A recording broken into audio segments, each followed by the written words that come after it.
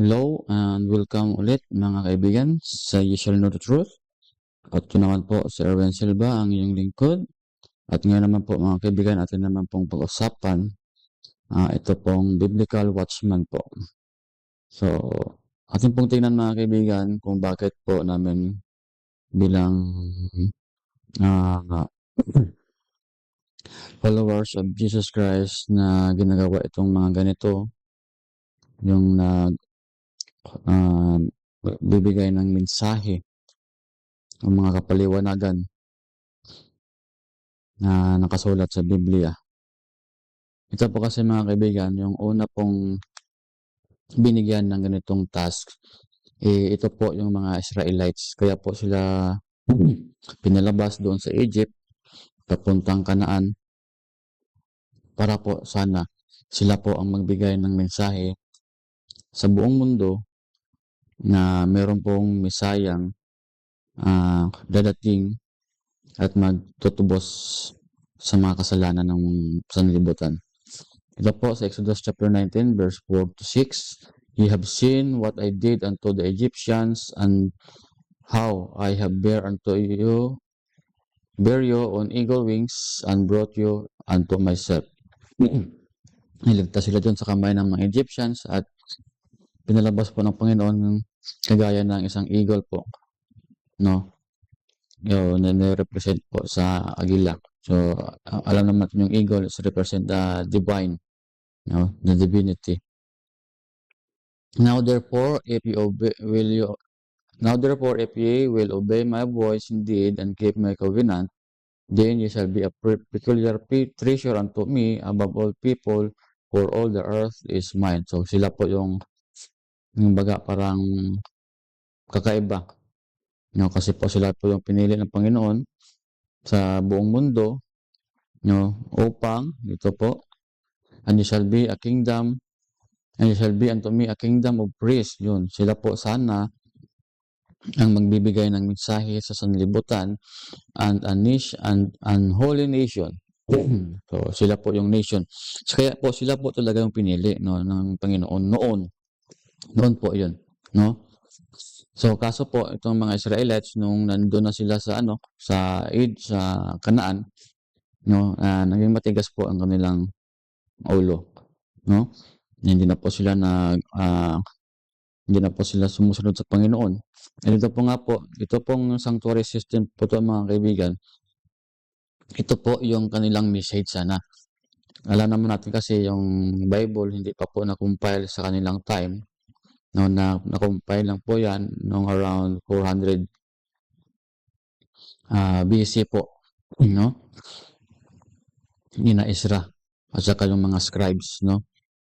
So ito po yung message of the salvation sa kanilang time ay kanila pong ini-execute upang kung makita po ng mga neighboring countries kung ano po yung kanilang ginagawa, kanila pong sasabihin na ito po ay dinodemonstrate kung ano po ang mangyayari sa Messiah kung siya ay dadating na dito sa lupa, no? At yun nga po kasi po iba kasi yung ginagawa ng mga neighboring countries nila. Ang ginagawa po kasi ng mga neighboring countries nila ay yung kanila pong sariling anak in-offer as a sacrifice sa kanilang god na si Molech. Pero ito po yung mga Israelites iba po yung in-offer nila. Yun pong mga clean animals na prescribed ng Panginoon na kanilang i-offer dyan sa sanctuary, no? So yun po ang pinagkaiba nila. Kaya po kung mayroon mang magtanong sa kanila ng mga pagan kung para saan yan, yan po ang message of salvation through the sanctuary system sa mga sacrifices na ipinapakita, no? Pero nung nandun na sila sa Kanaan, mas malala pa po yung ginawa nila kaysa sa mga hitin. Ito po at yung isa nga pong very famous na story dyan is Samson, no? Sa Book of Judges. Ito po sa Judges chapter 2 verse 19 to 20. And it came to pass when the judge was dead, that they returned and corrupted themselves more than their fathers, in following other gods to serve them and bow down to them. They ceased not from their own doings, nor from their stubborn way. Yun po. Instead na yung God of Israel yung kanilang i-worship, they are serving the other gods, that is the gods of the neighboring countries, no? And the anger of the Lord was hot against Israel, and he said, because that these people have transgressed my covenant, which I commanded their fathers, and have not hearkened unto my voice. Yun po yung sinabi kanina doon sa Exodus chapter 19, na sila po yung treasure at peculiar people, pero po naging katigasan ng kanilang ulo, sila po ay nag-worship ng other gods instead na God po ng their fathers, God Abraham, Jacob, Isaac, and Jacob sana yung kanilang i-worship, iba pong God yung kanilang i-worship, no? So yung message of salvation po, hindi po pumunta ng iba. Sila pa yung na-impluwensyahan nitong mga pagan ito, no? At alam naman po natin mga kaibigan, based on our spiritual life, ganun din ang nangyayari sa amin. Instead na yung mga nagmimensahe sana, ang magmamensahe doon sa tagalabas, minsan po, ang nangyayari, ang namimensahehan pa, yun pang tagaloob. At may tendency yung mga tagaloob ay lumalabas na. No? So, ito po, nangyayari po dyan sa mga Israel. No? At mangyayari din ngayon yan sa mga prophets, no, believers of Jesus Christ. No? So, yun po, naglala until na meron na silang kings, no? And nag-reign sa kanila kasi po yun po yung gusto nila, na they have a king na sana magre-reign sa kanila. So, nung may king na sila, no? So, naglala pa yung kanilang ginagawa. At ito po, nakasulat dyan sa 2 Chronicles 36 verse 14 to 16. Moreover, all the chief of the priests and the people transgressed very much after all the abominations of the heathen. Yun, mas lala pa sila po sa mga neighboring countries nila na pagan. Kung ano yung ginagawa ng mga pagan, yun din ang ginagawa nila, mas lala pa. No? And pollute the house of the Lord which he had hallowed in Jerusalem, and the Lord God of their fathers sent them by his messengers. Yun, may mga messengers ng, instead na yung mga messengers of God, instead na sana po doon po ipapadala sa mga heathen, sa kanila pa ipinapadala sa loob pa mismo ng community ng Israel. No? Kasi po, gusto ng Panginoon na sana sila ang maunang gagawa ng mabuti at magre-represent sa buong mundo. Ay kaso, lumala pa, mas lala pa sila sa neighboring countries nila. So kaya nga po, ang Panginoon ay nagpadala ng mga mensahero sa kanila. Rising up the times and sending because he had compassion on his people. Kahit po ano pong katigasan ng ulo ng kanyang mga piniling katawan, meron pa rin pong awa ang Panginoon sa kanila, kaya po nagbibigay siya ng mga messenger. And on his dwelling place, but they mock the messengers of God and despise his words, hindi po nila pinakinggan, and misuses his prophets until the wrath of the Lord arose against his people till there was no remedy. Ito po mga kaibigan, alam po natin mga kaibigan na meron pong mga consequence yung actions natin. Kaya po dito po sa kanilang mga ginagawa, pinapadalhan po sila ng mga prophets, messengers, pero hindi po sila nakikinig mga kaibigan. Ano ang nangyari? Of course, nabihag ang mga Israelites.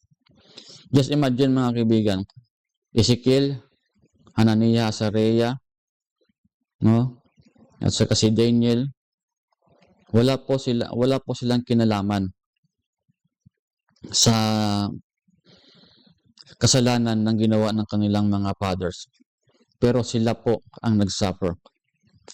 Kaya po mga kaibigan, meron po kaming naririnig na sabi nila na huwag mong pakialaman yung buhay namin to, wala kami pakialam kung ano ang nakasulat sa Bible. No? So, by this, sa ganito pong pangyayari, makikita po natin mga kaibigan, pag once yan ang sinabi mo, no? Yan ang sinabi ng mga tao, hindi po sila ang magsasuffer ng consequence. Yun pong mga anak nila o kung yun pong mga apo nila magsasuffer ng consequence ng katigasan ng kanilang ulo.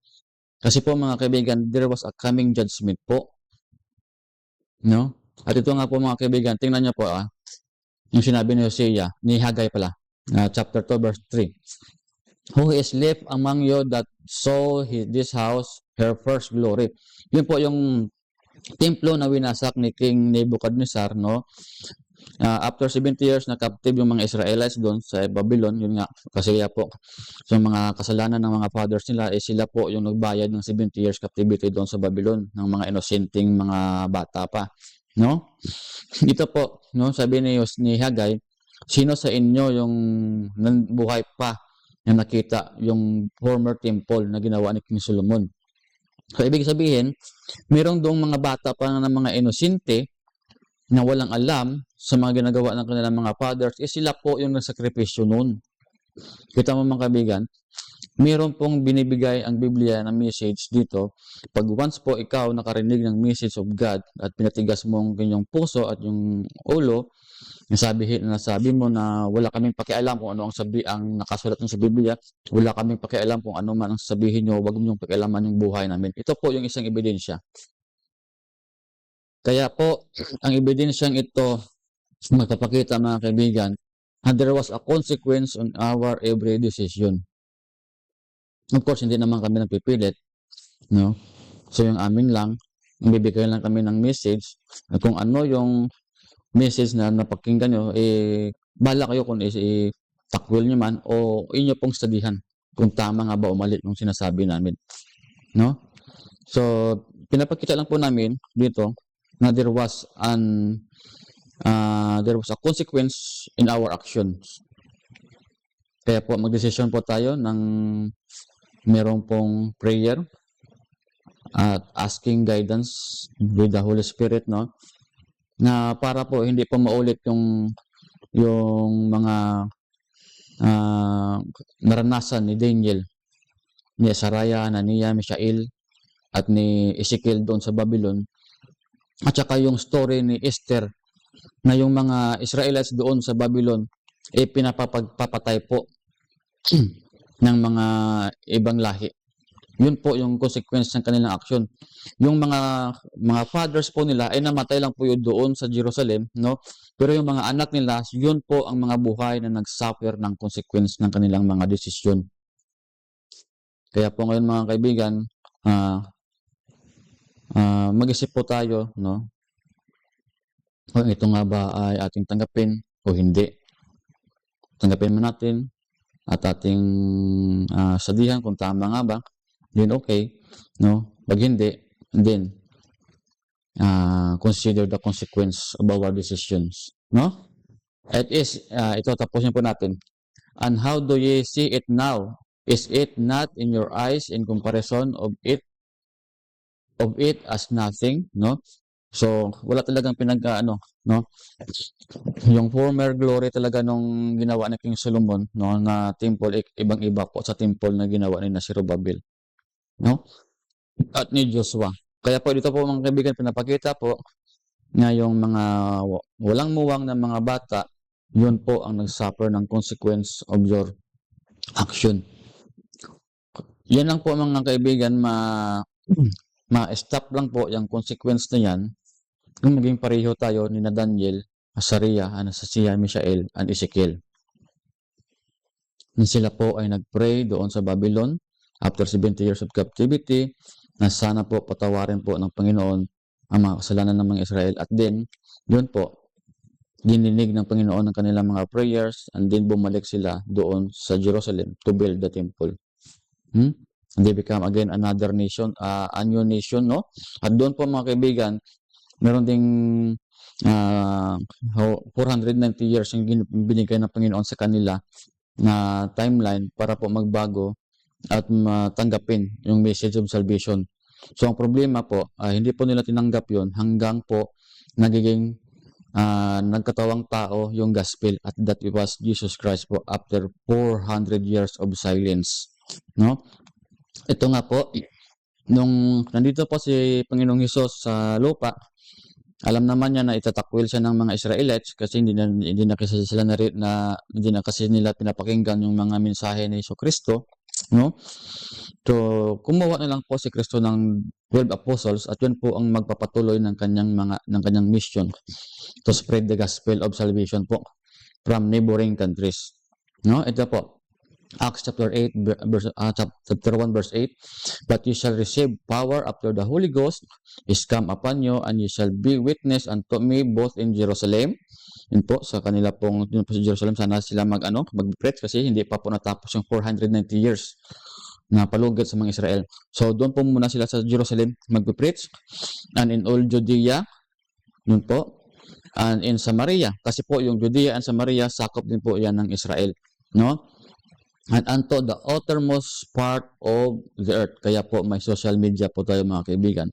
Yung uttermost part po of the earth po ngayon, buong mundo po yan. Kaya po ginagamit po namin ngayon yung social media mga kaibigan para yung message of salvation po, kahit nandito po ako sa Pilipinas, ay kaya pong pumunta kahit saan ang message po. Kasi po dito po sinabi ni Kristo sa kanyang mga disciples. Kaya po kami nagme-message ngayon to sa inyo mga kaibigan. At ito po yung sabi doon ng mga apo na ni San Pablo, no? Na yung mga church po may binigay na talento. Ephesians chapter 4 verse 11, and he gave some apostles, some prophets, and some evangelists, kagaya namin, and some pastors, yung mga pastor namin, and teachers. Yun po, inside the church. Kaya po kami pong mga membro gumagawa po ng ganito kasi po yun po ang naaayon sa Panginoon. Based on this Bible verse, chapter 4 verse 11 ng Ephesians po. Kaya po wag po kayong magtaka kung bakit namin po ito ginagawa, kasi po ito po yung ibinigay sa amin bilang mission inside the church. Ito po, in 1 Corinthians chapter 12 verse 28, ito rin pong pagkasabi, and God hath set some in the church, first apostles, secondary prophets, thirdly teachers, and after miracles, then gift of healing, helps, governments, diversities of tongues. Yun po. Iba't iba po ang mga binigay na talent ng Panginoon sa amin bilang mga miyembro ng iglesia, no? At yun po ang dapat namin gawin. Kasi po meron po ako, isa po akong personal ministry. So ito po talaga yung ginagawa ko, no? So ito po yung mga kaibigan, meron po kasing meron po kasing binigay ang message ng Panginoon, no, sa mga apostles, at hanggang sa ngayon ito po yung mensahe niya. In Ephesians chapter 2 verse 11 to 13, wherefore remember that ye being in time past Gentiles in the flesh, who are called uncircumcision by that which is called circumcision in the flesh made by hand. So noong una po, alam naman natin tayong lahat na nagkikilala na mayroong Diyos. Pero hindi lahat po kumikilala sa totoong Diyos. Kaya sabi po dito, kami nagpo-propose na kilala namin yung Panginoon, no? Alam namin kung ano yung gusto niya, alam namin yung pinapagawa niya. So bilang pong kanya pong tinawag na magiging servant, obligation po namin na yung mga church, yung mga outside of the church po, kailangan naming mensahian para po yung mga tagalabas po dyan, pwede pong makapasok sa amin at magkaroon ng buhay na walang hanggan. To share the gospel, to share the love of God, to share His sacrifice for us, no? So yun po ang aming ginagawa. Yung uncircumcision po dyan, ibig sabihin po yung mga unbelievers outside our church, no? At that time, ye without Christ, no, being alien from the commonwealth of Israel. So sa kanilang pong time yun. Kasi yung mga pagan sa kanilang time ay hindi po nila kilala yung totoong God, si Christ, no. So yun po, ginikayat nilang magiging isa. No, ito po, and strangers from the covenant of the promise, having no hope and without God in the world, no. But now in Christ Jesus ye so sometimes were far off and made nigh by the blood of Christ. Yun. Gusto po kasi ng mga apostles at ng Panginoon na yung mga Gentiles and Jews, no, maging isa na lang. So, ganoon din sa amin, no? Gusto naming mga Seventh-day Adventist, no? Gusto namin yung ibang mga sekta po mag-join po sa amin, no? O kung gusto namin maging isa, kaming church, no? Kasi yun naman ang sabi ng Panginoon, no? Marami po siyang sheep na wala po sa kanyang fold, kaya po tatawagin po niya at maging isa na po taming fold, no? So, yun po yung mission. At yan po ang sabi dito, no? Maging isa in faith, no? In the blood of Jesus Christ, no? Yun po. Kasi po, meron pong mensahe ang Panginoon in the last days, no? And the third angels followed them saying with a loud voice, if any man worship the image and the beast and his image and receive his mark in his forehead and his hand, no? The same shall drink the wine of the wrath of God, which is poured out without mixture into the cup of his indignation, no? So, ito po, mga kaibigan, no? Ito pong mensaheng ito, no? Kung hindi man ikaw maabutan sa ganitong punishment, no? Kasi po in the future pa po to, may tendency po, is either yung anak mo o yung apo mo ang magka-suffer nito. Kung sila po ay pagpapatuloy sa pagsimba ng araw ng linggo, which is the mark of the beast, and ayan po ang image niya, no, linggo din, no? So, there was a punishment. Ano po yung punishment na ibibigay? Revelation chapter 16, verse 12, verse 1 to 2. And I heard a great voice out of the temple saying to the 7 angels, go your way and pour out the vials of the wrath of God upon the earth. And the first went and poured out the vials upon the earth, and filled the noisome of grievous sores upon the men which had received the mark of the beast, yun po, Sunday worship, and upon them which worship the image. Kaya po mga kaibigan, hindi po excuse na sabihin nyo na wala kaming pakialam kung ano man ang sasabihin ng Biblia. Wala kaming pakialam kung ano man yung pinapanigan yung faith. Huwag niyong pakialaman yung buhay namin. Kasi po, hindi po pwede. Ito po kasi yung marireceive na punishment. No? Kung hindi man ikaw ang makareceive nito, yung makareceive po niyan, yung mga children mo o yung mga grandchildren mo. So, pili ka, mga kaibigan. No? So, sana po, kaya po namin pinili na pumanig dito kaya para po hindi po namin yan ma-receive o kung mamamatay man kami, no? At hindi namin ito maabutan, para po sa amin ding future na anak at apo na hindi po sila maging partaker nitong plague na to. That is the 7th plague. No? Kung mahal mo yung anak mo, mahal mo yung apo mo, mag-isip ka naman sana ng kanilang kapakanan. No? At ito rin po, in Revelation chapter, this is verse 10 din ulit, no? Chapter 14, and he shall be tormented with fire and brimstone in the presence of the holy angels and in the presence of the Lamb. 7 plague, marireceive po nila when they are worshiping the beast and his image, that is Sunday worship. Ipapatupad po yan in the future. Tingnan nyo lang po dyan yung image and mark of the beast nating video. No? At makikita po natin ito mga kaibigan, no? Hindi lang po 7 plague yung marireceive in the future ng anak mo o ng apo mo, kundi pa sila pa po ay susunugin pa sa impyerno. At ito po ang sabi dyan, Revelation 20 verse 10, and the devil that deceived them was cast into the lake of fire and brimstone, where the beast and the false prophets and shall be tormented day and night forever and ever. Yun po. 7 plague plus po, bubuhayin ka pa ulit at susunugin sa impyerno if you are not aware of this message, mga kaibigan, of salvation.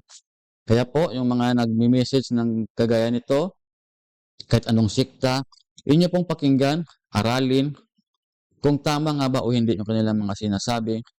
Kasi po, tayo po, bilang tao, kinireate ng Panginoon, na meron naman po tayong tinatawag na intellect. No? wag po tayong sanang magiging lazy sa sa pag-study po ng kanyang word. Kasi po ang Panginoon, binigyan po tayo ng isip, no? Para po to understand kung ano po talaga yung kanyang gusto. Nare-receive nyo lang po yung message kung meron pong taong nagpipreach nito. At that was the time for you to move naman po. No? Kaya po kami noon, hindi po namin to alam. May nag-preach lang po sa amin, and we study, and now we know. Na yun pala ang gusto ng Panginoon para sa atin. Na tayo pong lahat ay maligtas, mga kaibigan. Para po hindi po tayo maging partaker ng 7 plagues, at para po hindi po tayo maging partaker ng sentence in hell. So po, verse 11 of Revelation 14, and the smoke of their tormented ascended up forever and ever, and they have no rest day nor night, who worship the beast and his image, and whosoever received the mark of his name. In the future po kasi, mga kaibigan, meron pong gagawin ang papacy. At hanggang ngayon po, kanila pong plano until 2033 na meron po silang ecumenism na plano na lahat ng religion isahin in one day worship po yan. And that Sunday worship. At dyan po lalabas ang tinatawag na mark of the beast, which was Sunday worship. Ito po, mga kaibigan, amin na lang po itong ina-advance sa inyo. No, meron po talagang mangyayaring Sunday law. At yun po in the future, pat hindi po kayo nakinig sa ganitong mensahe, kawawa naman po yung anak nyo, yung apo nyo, at yung mga apo nyo pa. In the future, na sila yung magsasuffer ng iyong desisyon na hindi makinig sa ganitong mensahe. Sana po, mga kaibigan, no? Hindi ko rin sanang tignan o ano ba, pag-aralan itong mga mensaheng ito na aming ginagawa para sa inyo. Ulit po, ito po Sir Ren Silva, and you shall know the truth.